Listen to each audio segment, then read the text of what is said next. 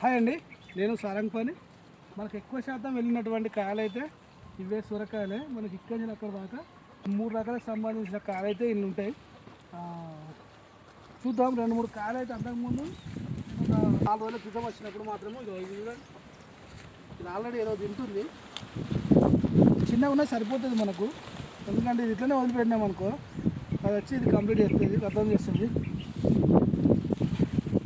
పందికొక్కులు అండి, పందికొక్కులు ఏమవుతుందంటే మళ్ళీ మనకు అవి స్టార్ట్ అయిందంటే మనకు చిన్నగా ఉన్నాయి, లేతగా ఉన్నాయి.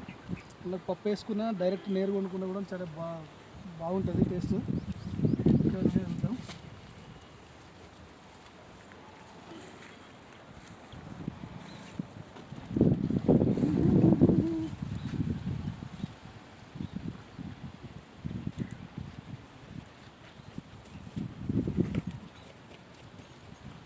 సరే, ఈసారి అయితే ఇవి 2 దొరికినాయి.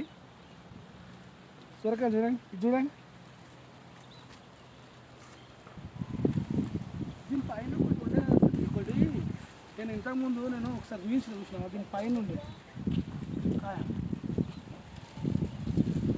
యాదవ తెంపినా 5 మొక్కనే మనకి ఇక్కడ కాయ ఉండే కదా, అవుపడ్డా? అవునా, అక్కడ దీని పైన ఉండే ఒకటి.